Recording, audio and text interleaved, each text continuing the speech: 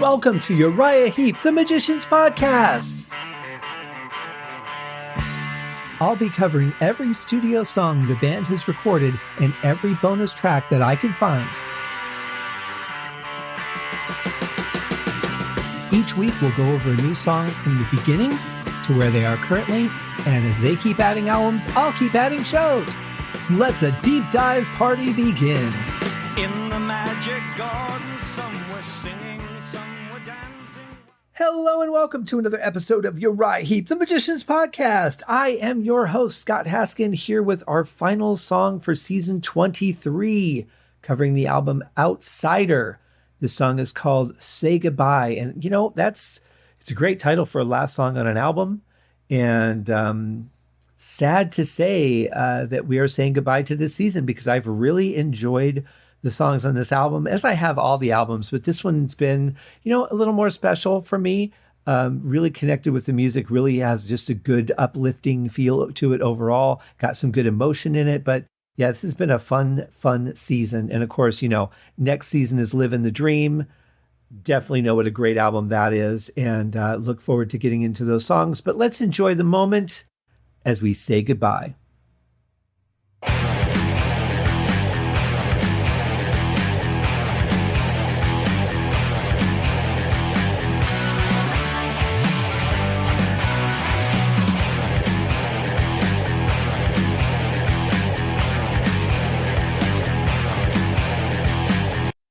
This feels like it could have been an alternate riff used in the song Jessie. Just maybe, for a change, they could have gone to this riff. It really would have fit in well. But I like this. It's got good energy to it. It's got a drive. It's a nice straight beat, but the guitars are playing some good dynamics here. Really like it. Really good start for a last song. I thought this might be kind of maybe a mellow one or something a little sadder, but no, it's just like, hey, we're saying goodbye. I gave you my heart, but you sold it online. You told me what was yours was gonna be mine. Yes, you did.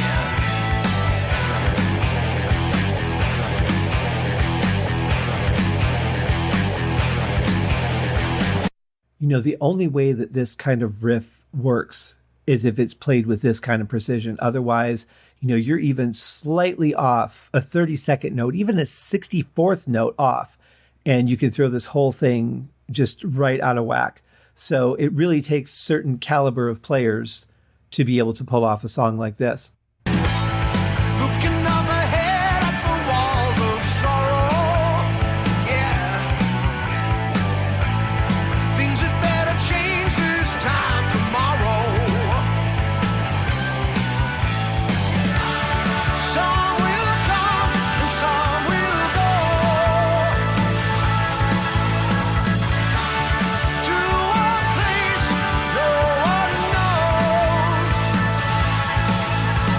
knows. Love those backing vocals. They might be just a little bit too loud in the mix. They were kind of encroaching on the lead vocal there just a little. Love the bass through this, though.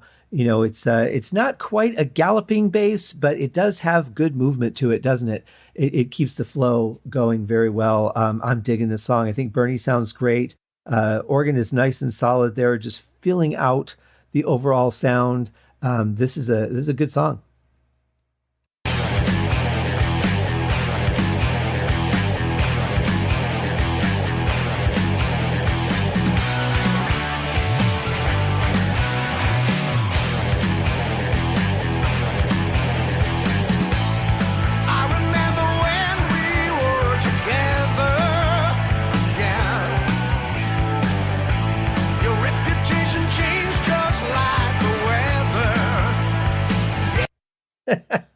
I think I dated her. Yes, it did. Some will come and some will go. To a place no one knows. Some will come and some will go. Say goodbye.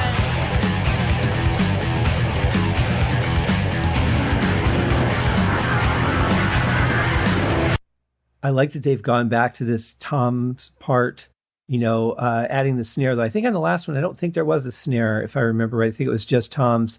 But yeah, this is nice to change it, but it keeps the energy. You change the sound of the song entirely, but the beat is still there. You feel the movement. Love these Hammond swells. I mean, it's one of the most beautiful sounds in the world is the swell of a Hammond organ. And that and the ocean are like two of my favorite things to hear. So very happy with this.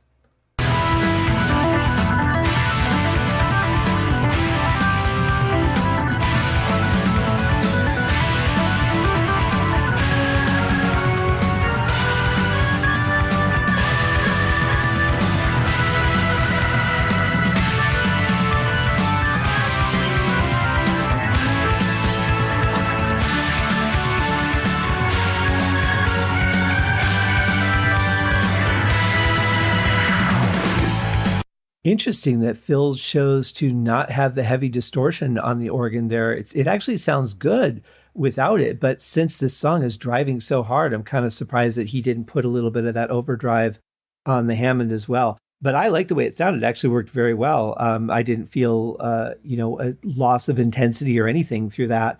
I was just expecting that's where it would have gone. Cymbals may have cut in a little bit much over the organ. Again, just on, the headphones that I'm listening through in the studio. But really good keyboard solo. We don't hear a lot of those. So, I always enjoy them when we do. And of course, I always enjoy a Mick solo. But so many of the songs don't have solos at all. It's really kind of nice when we do hear one. It feels like, a little bit of a treat. I'm sick of all the lies that you've been saying. Yeah. So don't you dare ask me where I'm staying. Oh no. Some will come and some will go. So say goodbye to a place no one knows. Some will come and some will go. Say goodbye, say goodbye. Yeah, the ride here is at the right level. You could hear it. You could hear that tick of the stick on the bell, but you don't hear it like really cutting in and overriding everything else or cutting out another sound. Whereas I did hear that a little bit on the other cymbal he was hitting during the organ solo. But that's okay. I love the bass line here. It's not quite a galloping bass line. Like it's not dun dun dun dun dun dun dun dun. That's kind of like that, horse gallop, but it does have a really good feel to it. It's like it gives you the illusion of that without actually doing that, which is even better. To a place no one knows. So say goodbye.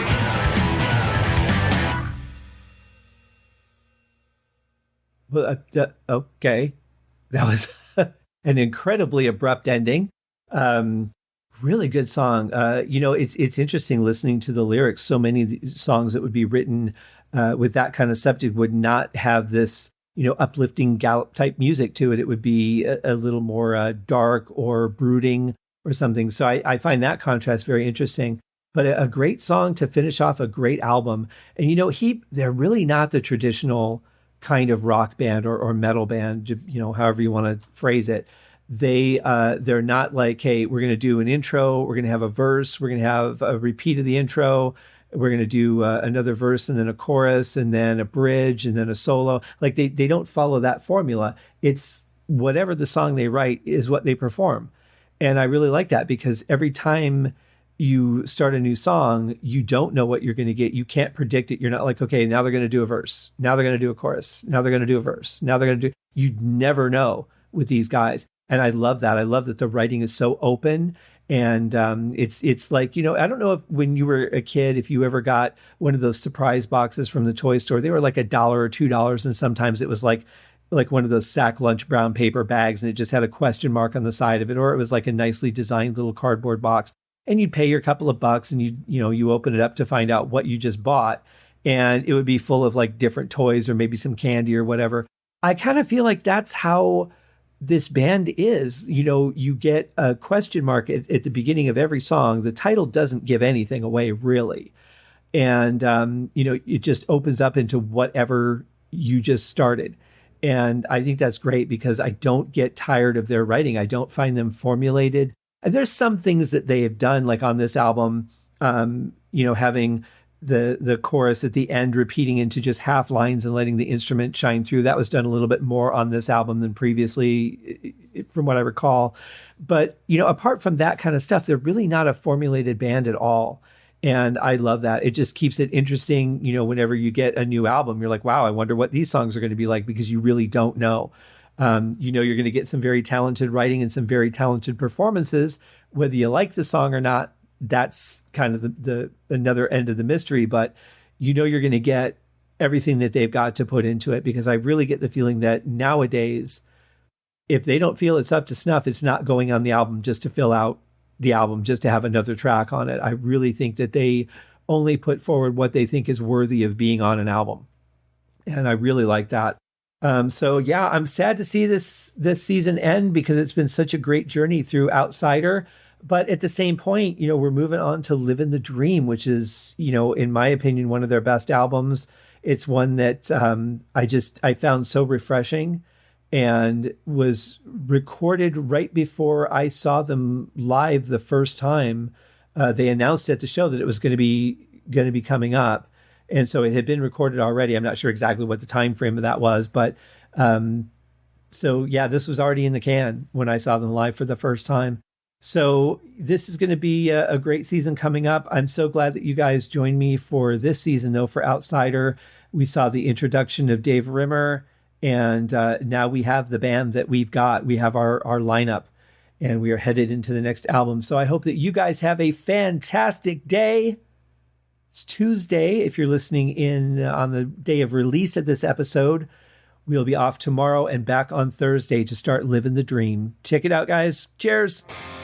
Thank you for joining me on this episode of Uriah Heep, the Magicians Podcast.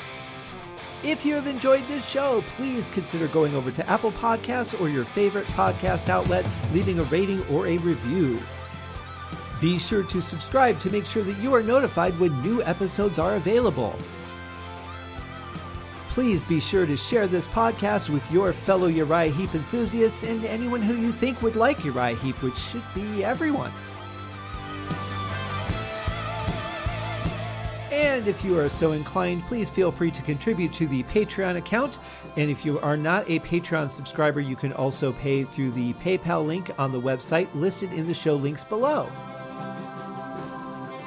I would also like to thank Uriah Heep for their very generous support of the show. And thank you guys for listening. We'll see you in the next episode. Happy days!